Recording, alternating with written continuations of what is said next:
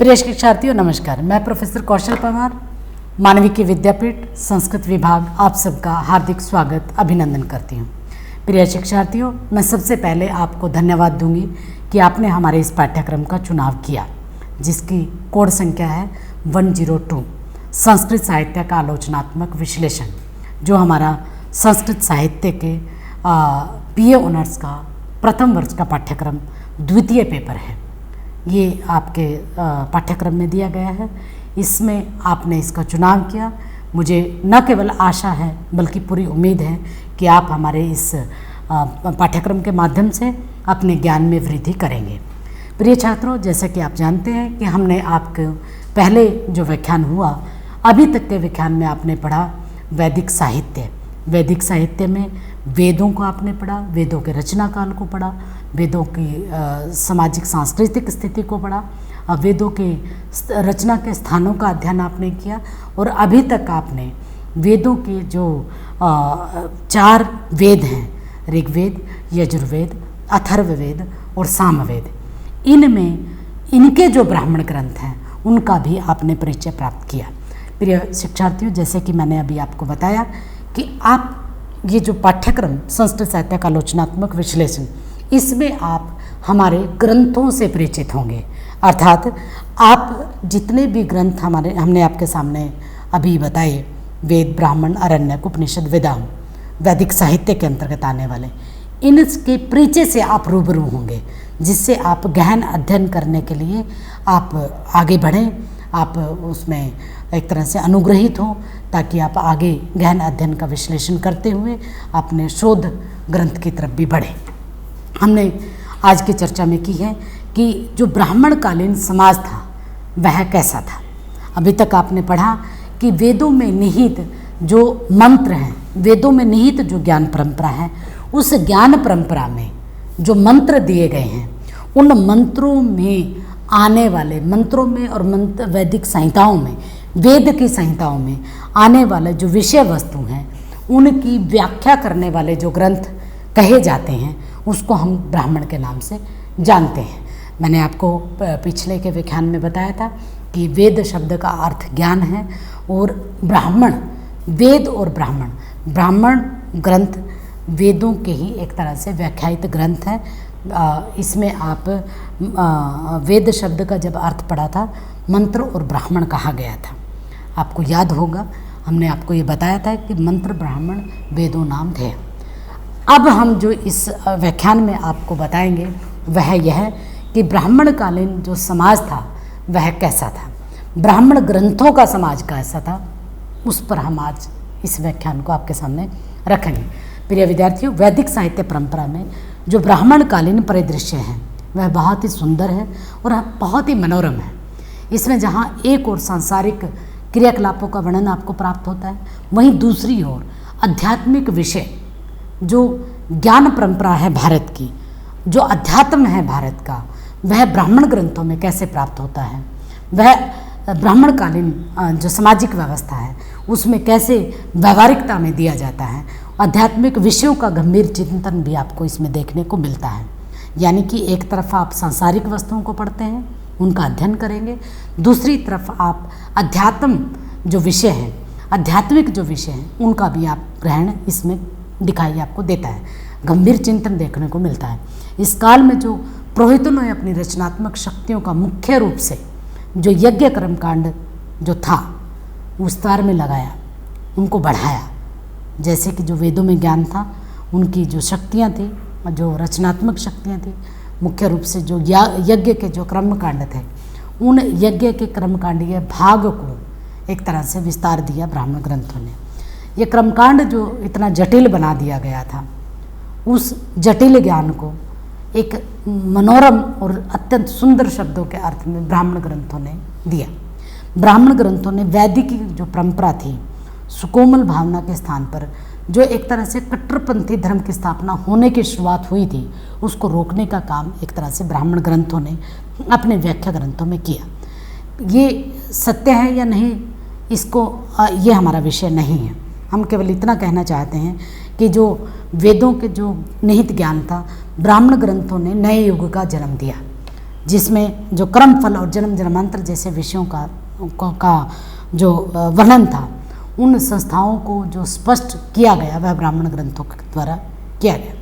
ब्राह्मण ग्रंथों ने समाज की आवश्यकता के रूप में जो प्रतिष्ठित किया, जिसके द्वारा समाज के जन्म से क्रम की जो महत्ता हुई उसकी भावना का उदय हुआ। अर्थात जन्म जो कोई भी मनुष्य लेता है उसके कर्म कितने महत्वपूर्ण है, इस पर जोर ब्राह्मण ग्रंथों ने दिया। समस्त कर्मों में जो श्रेष्ठतम होने के कारण ब्राह्मण ग्रंथों में यज्ञ को जो सर्वोपरि माना गया। यज्ञो वही श्रेष्ठतम कर्म, शतपथ ब्राह्मण ने कहा है कि ब्राह्मण के वचन के साथ ही यज्ञ को विश्व का सबसे श्रेष्ठ प्रजापति और विष्णु सूर्य जिसको कहा गया, उनके द्वारा भी एक तरह से समाहित किया गया। उस ज्ञान का वर्णन ब्राह्मण ग्रंथों में प्राप्त होता है, जिसको तमाम एक तरह से शतपथ ब्राह्मण ने भी कहा। उसके बाद ये जो अनुष्ठान है, यज्ञ के जो सूक्ष्म अनुष्ठान हैं, जो विधियां जो इस्तेमाल की गई हैं, ब्राह्मण ग्रंथों ने उनका विस्तार से वर्णन किया है। कहा गया है कि यज्ञ करने से व्यक्ति की जो व्यक्तिगत आत्मा है वह तो सामाजिक कल्याण के प्रति उद्बोधित अग्रसर होती ही है, साथ ही साथ जो यज्ञ में दी गई जो हवि है, वायु जो है वह अंतरिक्ष में जाती हैं और फिर सूर्य तक पहुंचती हैं। सूर्य तक पहुंचने के बाद कैसे वह बादलों के माध्यम से वर्षा के रूप में पृथ्वी तक आती है। और जब बारिश होती है, हम सब जानते हैं कि प्रजा धन धान्य संपदा और सुखपूर्वक जीवन यापन करना शुरू कर देती है, क्योंकि वर्षा से अन्न की उत्पत्ति होगी। जितनी ज़्यादा वर्षा होती है उतनी ही अन्न की उत्पत्ति ज़्यादा होती है। वो प्रजा के कल्याण के लिए होती है। देव उससे प्रसन्न होते हैं, ब्राह्मणों के वचन से ही देव प्रसन्न होते हैं, ऐसा प्रसंग आता है। यज्ञ के उपरांत ऐहिक जो विपत्तियां हैं वह तो नष्ट होती ही हैं, साथ ही साथ जन्म मरण के बंधन से भी एक तरह से मुक्त होते हैं। यह शतपथ ब्राह्मण कहता है। गोपत ब्राह्मण का भी उदाहरण है कि ब्राह्मण किसी को सुंदर उपमा के द्वारा विश्लेषित करता है। जिस प्रकार सांप अपनी पुरानी केंचुली से छूट जाता है, ठीक उसी तरह मनुष्य भी अपने कर्म के बंधन से छूटने की शुरुआत कर लेता है। जो समस्त जो उसके पाप हैं वो पाप से छूट जाता है। अंतरिक्ष जो हवि जो है वो अंतरिक्ष में व्याप्त होती है और उससे धरती को प्रसन्न करती है, जल के द्वारा वृष्टि होती है और तमाम वातावरण में जो कीटाणु हैं वह भी एक तरह से मर जाते हैं। ब्राह्मण ग्रंथों की यह धारणा न केवल धार्मिक दृष्टि से बल्कि वैज्ञानिक दृष्टि से भी बहुत महत्वपूर्ण है। कैसे वैज्ञानिक दृष्टि से महत्वपूर्ण है? जब यज्ञ किया जाता है, यज्ञ के अंदर जो सामग्री डाली जाती है, हव्य सामग्री जो डाली जाती है, हवि जो डाला जाता है, वह यज्ञ की सामग्री जब उसका धुआं उठता है तो वह अंतरिक्ष में व्याप्त होती है और अंतरिक्ष में व्याप्त होने के बाद वह आकाश तक जाती है, मेघ उसको ग्रहण करते हैं और फिर बारिश होती है। यह पूरी की पूरी एक वैज्ञानिक प्रक्रिया है। जैसा आप देख सकते हैं कि जहाँ जहाँ पेड़ बहुत ज़्यादा होते हैं वहाँ पर बारिश सबसे ज़्यादा होती है। ये वैज्ञानिक दृष्टिकोण है। इसलिए कहा कि ब्राह्मण ग्रंथों की यह धारणा न केवल धार्मिक दृष्टि से बल्कि वैज्ञानिक दृष्टि से भी बहुत महत्वपूर्ण है। सांस्कृतिक दृष्टि से भी सत्य और सार्वभौमी है। इसलिए ब्राह्मणकालीन जो समाज था, प्रिय छात्रों, पूर्ण रूप से नैतिक था, आचारवान था, सहृदय था, दयालु था, सत्यनिष्ठ था और सत्यभाषी था। यह हम उस कालखंड की बात कर रहे हैं जब ब्राह्मणकालीन समय था। वह ब्राह्मणकालीन समय जो था उसमें समाज की कैसी स्थिति थी, विशेषकर सत्य की महिमा पर बड़ा बल दिया गया था और यह कहा गया था कि जो असत्य बोलता है वह अपनी पवित्रता का हनन करता है, अपना अनिष्ट करता है। ऐसा व्यक्ति यज्ञ के लिए उपयुक्त नहीं कहा गया। ऐसा कहा जाता है कि जो झूठ बोलने वाला व्यक्ति है उसका तेज अपने आप धीरे धीरे नष्ट हो जाता है। अतः सत्य को वेद मत मानकर चलना चाहिए, वेदों के समान सच मानकर चलना चाहिए। असत्य की प्रशंसा कहीं नहीं की गई, सत्य की प्रशंसा की गई है। मानव कृत्य ही उसे इस लोक में उन्नति प्रदान करते हैं और परलोक में भी मोक्ष को प्राप्त होते हैं। इसलिए कहा गया कि ब्राह्मणकालीन ग्रंथों में स्थान स्थान पर मनुष्य को दुष्कृत्यों से बचाने के लिए उपदेश न केवल निर्देश दिया गया है बल्कि जहाँ एक ओर निष्ठा और आस्था व्यक्त की गई है, वहीं दूसरी ओर असत्य कर्मों की निंदा भी की गई है, क्योंकि यह धारणा बन चुकी थी कि जो सत्यभाषी है, असत्यभाषी है, वह पापी है। देवताओं की सहानुभूति वह प्राप्त नहीं कर सकता है, बल्कि देवताओं का कोप भाजन उसका बनना पड़ता है। ये ऐत्रेय ब्राह्मण कहता है। मनुष्य के कल्याण की भावना ब्राह्मण समाज का आदर्श था। सहृदयता, सामंजस्य, दानशीलता आदि नैतिक गुण समाज में सर्वत्र व्याप्त थे। दानशीलता की जो महिमा है वो ऐत्रेय ब्राह्मण में बहुत सुंदर मिलती है। ऐत्रेय ब्राह्मण कहता है कि पितरों, जो मनुष्य न देवों न पितरों न अतिथियों को दान देता है, अर्थात अर्पण करता है कोई भी वस्तु, वह पुरुष जो आधारित कोष्ठक है वो कोष्ठक में कहलाता है। इस प्रकार जो घर में आए हुए अतिथि का, विशेषकर शाम के समय, संध्या समय जो अतिथि आया हुआ हो, उसका अनादर नहीं करता है, वह सामाजिक रूप से बहुत सुदृढ़ता का पात्र होता है। सुपात्र को जो दान देता है वह बहुत महत्वपूर्ण है। दान उसका बहुत फलित होता है, यावत जीवन वह प्रसन्न रहता है। प्रिय विद्यार्थियों, वेदकालीन जीवन सरल और मर्मस्पर्शी था। इस काल में ऋषियों की जो मनस्थिति थी किसी प्रकार के दुष्प्रभावों से ग्रस्त नहीं थी। उनकी आवश्यकताएं सीमित थी। जो साधन उनके पास विद्यमान थे वो साधन सीमित थे। सृष्टि के समस्त जो कार्यकलाप हैं मूल रूप से जो अदृश्य शक्ति थी उनकी खोज में निकलना ही ब्राह्मण ग्रंथों के उन ब्राह्मणकालीन जीवन शैली का उद्देश्य था। उनकी सरल भावनाएं थी, मार्ग सीधा और प्रशस्त था। किंतु जो वेदकालीन सहज भावनाएं थी ब्राह्मण काल में, वो धीरे धीरे थोड़ा उनमें बदलाव आना शुरू हुआ, परिवर्तन आना शुरू हुआ। वेदों की भावना जो प्रबल मनोवृत्ति ब्राह्मण युग में आकर स्वार्थ से भी आक्रांत हमें दिखाई देती हैं। कई के छोटे छोटे उदाहरण हमें मिलते हैं। वैदिक ऋषियों में जो सहृदय उदारता का जो भाव वेदकालीन समाज में हमें दिखाई देता है, ब्राह्मण कालीन समाज में वह थोड़ा सा टूटता हुआ प्रतीत होता है। ऐसा क्यों लगता है हमें? वह इसलिए लगता है कि जो वेदकालीन समाज था वह बहुत संसाधनों में बहुत उनकी जो साधना थी वह साधना असीमित थी, लेकिन जो आवश्यकताएं थी वो बहुत सीमित थी।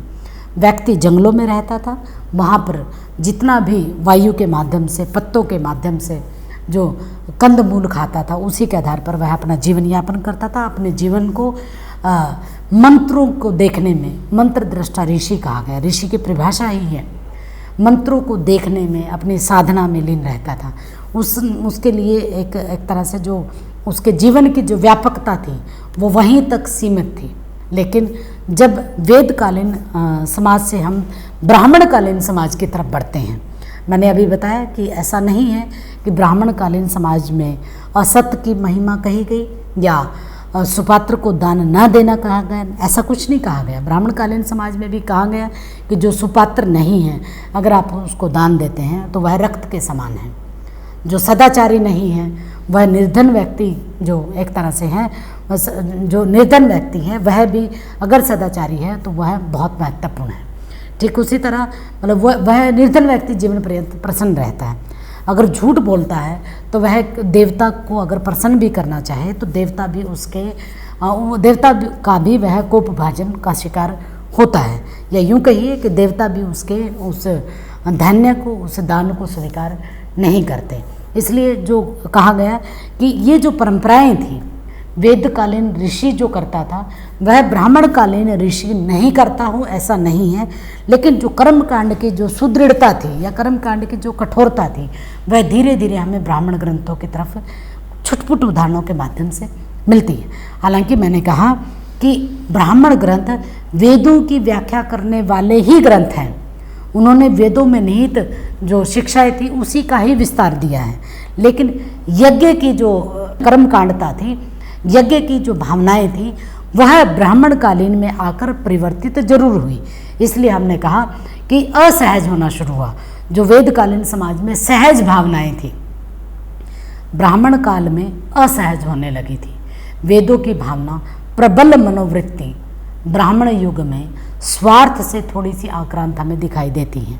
वैदिक ऋषियों में जो सहृदयता, उदारता का भाव था वह वेदकालीन व ब्राह्मणकालीन ऋषियों में कहीं ना कहीं अभाव प्रतीत होने लगा है। अब हम आते हैं नैतिकता। ब्राह्मण ग्रंथों में नैतिकता का अभाव नहीं है। ठीक उसी तरह जैसे वेदों में नैतिकता का अभाव नहीं है, वेदों में नैतिकता ही भरी हुई है। चाहे आप आख्यान ग्रंथों को ले लीजिए, चाहे सूक्तों को ले लीजिए, चाहे व्यवस्थाओं को ले लीजिए, चाहे आश्रम व्यवस्था को ले लीजिए, चाहे पृथ्वी सूक्त को ले लीजिए, चाहे राष्ट्रवाद की अवधारणा को ले लीजिए, चाहे मानवीय मूल्यों को ले लीजिए, संबंध कैसे हों, पिता पुत्र के संबंध कैसे हों, कर्म पर आधारित जो व्यवस्था है वह कैसी हो, वह हमें वेदकालीन समाज में दिखाई देती है। ये नैतिकता थी।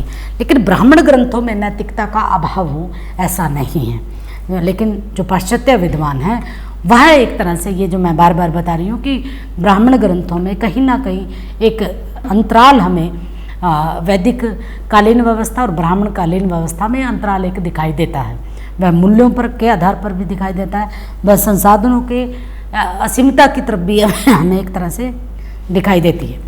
उस समय का जो समाज था आचारनिष्ठ था, पूर्ण नैतिक था। अब हम बात करते हैं ब्राह्मणों की। केवल ब्राह्मण ग्रंथों में नैतिकता का अभाव नहीं था। पाश्चात्य विद्वानों के अनुसार भी ब्राह्मण ग्रंथों में नैतिकता के विषय में बहुत कम ऐसे स्थान मिलते हैं जहाँ ये लगता है कि वेदकालीन समाज कैसा था और ब्राह्मण कालीन समाज कैसा था, वह भी पाश्चात्य विद्वानों के द्वारा। लेकिन जब हम अपने यहाँ की ब्राह्मणकालीन समाज की बात करते हैं तो ब्राह्मणकालीन समाज आचारनिष्ठ था और पूर्ण रूप से नैतिक था। सत्य बोलना, सत्य विचार करना और सत्कर्म, ये ब्राह्मण युग के प्रमुख धर्म थे। ब्राह्मण ग्रंथ इन्हीं तमाम विषय वस्तु को लेकर अपनी व्यवस्था का निर्वाह करता था। ब्राह्मण युग के समय उतनी ही आचारशीलता थी, उतनी ही व्यवहारिकता थी, उतने ही संबंधों का उतना ही एक तरह से हमें दिखाई देता है जो एक तरह से वैदिक युग में हमें दिखाई देता है। उस समय मिथ्या भाषण करना अर्थात झूठ बोलना, झूठा आचरण करना महान पाप समझा जाता था। यहाँ पर बताया गया है कि असत्यवादियों का तेज धीरे धीरे खत्म हो जाता है और वह नित्य पाप का भागी बनता है।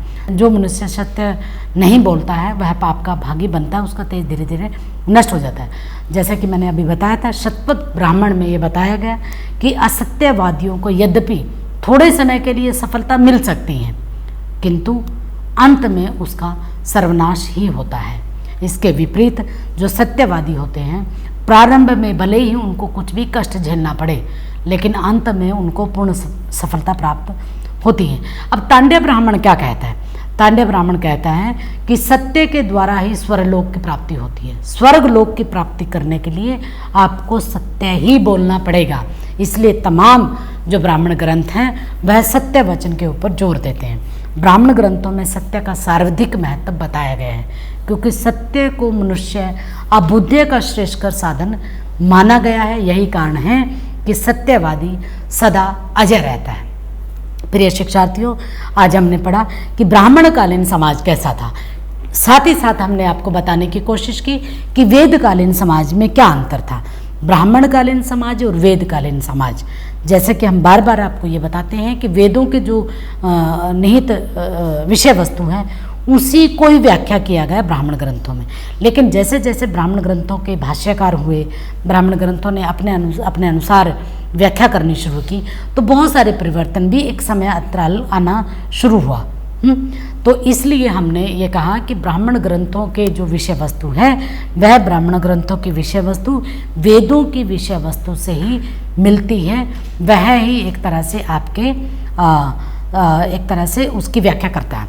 अब ब्राह्मण ग्रंथों के महत्व को अगर हम रेखांकित करें तो ब्राह्मणकालीन जो समाज है वही ब्राह्मणकालीन समाज ब्राह्मण ग्रंथों के महत्व को भी दिखाता है। अर्थात जब हम ब्राह्मण ग्रंथों के महत्व का वर्णन करेंगे तो जो ब्राह्मणकालीन समाज था, ब्राह्मणकालीन समाज में नैतिकता का प्रचलन था, सत्यवादिता थी, लोग आचरण पर महत्व देते थे, यज्ञ पर महत्व देते थे, यज्ञ के लिए यज्ञ साधना में लगते थे, उनकी व्याख्या करते थे मंत्रों की, और साधनों के सीमित होते हुए भी असीमित साधना यज्ञ करने में करते थे। ठीक उसी तरह अब जब हम बात करते हैं ब्राह्मण ग्रंथों का महत्व क्या है, ब्राह्मण ग्रंथों का जो महत्व है वो वैदिक वाङ्मय का दूसरा महत्वपूर्ण अंग है। एक तरह से जो महत्वपूर्ण अंग जब हम बात करते हैं वह वेद के जो महत्वपूर्ण अंग थे, जो ब्राह्मणकालीन महत्वपूर्ण अंग थे, जो वेदों के ब्राह्मण थे, उन सब में वेदों के महत्व से लेकर ब्राह्मण ग्रंथों के महत्व क्या है, इस पर हम आपके सामने चर्चा करेंगे। जो संख्याओं की जो विस्तृत विवेचना है, ब्राह्मण ग्रंथों ने उन संख्या के आधार पर भी परिचय अपना दिया है। ब्राह्मण शब्द जैसे कि हमने पहले ही बताया ब्रह्म शब्द से बना है, जिसके अनुसार उसका अर्थ है ब्रह्म से संबंधित ब्राह्मणों की व्याख्या करने वाले ग्रंथ। यह ब्रह्म शब्द के अनेक अर्थ आपके सामने हमने स्पष्ट किए थे। मूलतः और मुख्यतः एक अर्थ जो ब्राह्मण का है वह मंत्र है। आचार्य बलदेव उपाध्याय जी ने जो कहा है कि जो परंपरा में मंत्र नहीं है वह ब्राह्मण है, अर्थात जो वेद में जो मंत्र हैं उन वेदों में दिए गए मंत्रों की व्याख्या करना ब्राह्मणों का काम है। अर्थात परंपरा में मंत्र उनमें नहीं मिलेंगे आपको, बट परंपरा में मंत्र आपको मिलेंगे वेदों में। वेदों से आपने मंत्रों को लिया है, वही व्याख्या करने वाले ग्रंथ ब्राह्मण कहलाते हैं। ब्राह्मण मंत्र हैं, परंपरागत रूप से नहीं है। कर्मकांड की व्याख्या और विवरण प्रस्तुत करना ब्राह्मणों का मुख्य विषय है। ब्राह्मणों पर विस्तृत रूप से जब हम देखते हैं, दृष्टिपात करते हैं, ब्राह्मणों में मंत्रों, कर्म और सभी नियमों की व्याख्या है। आचार्य बलदेव उपाध्याय फिर यहाँ कहते हैं कि जो ग्रंथ वाचन है, ब्राह्मण शब्द नपुंसक लिंग में ही विशेषतः व्यवस्थित किया गया है। यह आचार्य बलदेव उपाध्याय जी कहते हैं कि ब्राह्मण ग्रंथ वाचन ब्राह्मण शब्द नपुंसक लिंग में ही विशेषतः व्यवस्थित किया गया है। मेदिनी कोश के अनुसार क्या है, वेद भाव का सूचक ब्राह्मण शब्द नपुंसक ही होता है। ब्राह्मण गतो वेद भाग नपुंसक। ग्रंथ अर्थ में ब्राह्मण शब्द का प्रयोग पाणिनि की अष्टाध्यायी के अनुसार है और निरुक्त में भी उपलब्ध है। ब्राह्मण में सर्वप्रथम प्रयोग मिलता है एक ब्राह्मण ने। संस्कृत में एक शब्द में ब्राह्मणों के अनेक स्थानों पर नपुंसक लिंग ब्राह्मण शब्द जिसका अर्थ पवित्र वाणी से लिया गया है, जो प्रार्थना के अर्थ में है, पवित्र ज्ञान के अर्थ में है, यह प्रयुक्त हुआ है, उसको अर्थ के रूप में प्रयोग किया गया है। ब्राह्मण शब्द पुरोहित और ब्राह्मण पुरोहित के अर्थ में प्रयुक्त होता है। आर्य की धार्मिक व्याख्या, व्यवस्था, परंपरा, आचार विचार के नियम, ये सब जो नीति निर्धारित व्यवस्थाएं हैं, उनका जो विस्तृत विवेचन करने वाले ग्रंथ हैं वह ब्राह्मण ग्रंथ हैं। प्रिय छात्रों, आपको पता होना चाहिए कि ये व्याख्या मैं मेदिनी कोश के अनुसार बता रही हूँ। जब आप कोश ग्रंथ निकालेंगे, मेदिनी कोश ग्रंथ को खोल के देखिए, उसमें जो ब्राह्मण शब्द का अर्थ मिलेगा वह यह मिलेगा। आचार्य बलदेव उपाध्याय के अनुसार ब्राह्मण शब्द का अर्थ है कि जो परंपरा में जिसमें मंत्र नहीं है उसको वह ब्राह्मण मानता है। इसलिए हमने कहा कि ब्राह्मण शब्द का अर्थ अनेक विद्वानों के द्वारा अलग अलग लिया गया है। अब जैसे कि मैं बार बार रिपीट करती थी कि वेद हमारे 4 हैं, ऋग्वेद, यजुर्वेद, अथर्ववेद और सामवेद। मैंने आपको बताया था कि इन सब के वैदिक संहिताएं हैं, वैदिक ब्राह्मण हैं, वैदिक आरण्यक हैं और वैदिक उपनिषद हैं। ये बिल्कुल मतलब आपके परीक्षा के दृष्टिकोण से और ज्ञान के दृष्टिकोण से, दोनों के दृष्टिकोण से बहुत महत्वपूर्ण है कि वेद से शुरू होकर साहित्य कितना विशाल आकार को लेता है। कैसे? वेद 4 हुए, ऋग्वेद, यजुर्वेद, अथर्ववेद, सामवेद। माफ कीजिएगा, इनका क्रमबद्ध है, ऋग्वेद, यजुर्वेद, सामवेद और अथर्ववेद। ऋग्वेद की ऋग्वैदिक संहिता, यजुर्वेद की यजुर्वैदिक संहिता, यजु संहिता, सामवेद की सामवेद संहिता और अथर्ववेद की अथर्व संहिता। फिर उसके बाद उपवेद, ऋग्वेद का उपवेद, सामवेद का उपवेद, यजुर्वेद का उपवेद, अथर्ववेद का उपवेद। फिर वेदों की संहिताओं के बाद आता है ब्राह्मण। ऋग्वेद के ब्राह्मण, यजुर्वेद के ब्राह्मण, सामवेद के ब्राह्मण और अथर्ववेद के ब्राह्मण। मैंने आपको बताया था कि प्रमुख ब्राह्मण, हमने जहाँ से विषय अपना शुरू किया था ब्राह्मण ग्रंथों का परिचय और प्रमुख ब्राह्मण, अब हम यहाँ आपको प्रमुख ब्राह्मण के बारे में बता रहे हैं। प्रमुख ब्राह्मण कौन कौन से हैं? हम लेते हैं ऋग्वेद से। ऋग्वेद के ब्राह्मण जो हैं, ऐतरेय ब्राह्मण है जिसकी शाकल शाखा है, कौशित्यकी ब्राह्मण है जिसकी सांख्यायन शाखा है, और वाष्कल शाखा है। ये ऋग्वेद का ब्राह्मण है। सामवेद का ब्राह्मण पंचविश ब्राह्मण और षड्विंश ब्राह्मण, अर्षेय ब्राह्मण, मंत्र या छांदज्ञ ब्राह्मण, जैमिनीय या तावलकर ब्राह्मण, ये आपके सामवेद के हैं। उसके बाद आता है यजुर्वेद के ब्राह्मण। यजुर्वेद 2 यजुर्वेद हमारे सामने हैं, शुक्ल यजुर्वेद और कृष्ण यजुर्वेद।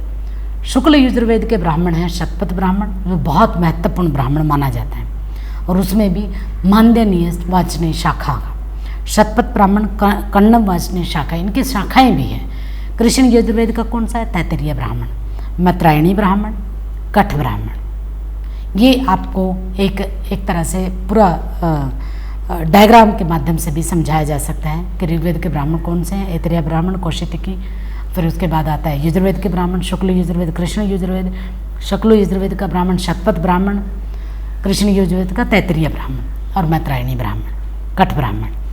फिर उसके बाद सामवेद का पंचविंश ब्राह्मण और षड्विंश ब्राह्मण, अर्षेय ब्राह्मण, ये आपके सामवेद के हैं। प्रिय शिक्षार्थियों, जैसा कि अभी मैंने आपको बताया, अथर्ववेद का एक ही ब्राह्मण मिलता है और वह है गोपथ ब्राह्मण, जिसकी पिपलाद शाखा है। बहुत महत्वपूर्ण गोपथ ब्राह्मण, इसके विषय वस्तु बहुत अच्छी हैं। प्रिय छात्रों, मैंने आपको बताया कि ब्राह्मण कौन कौन से हैं, प्रमुख ब्राह्मण कौन कौन से हैं। ये जो ब्राह्मण मैंने अभी आपके सामने बताए, ऋग्वेद का ब्राह्मण, सामवेद का ब्राह्मण, अथर्ववेद का ब्राह्मण, यजुर्वेद का ब्राह्मण।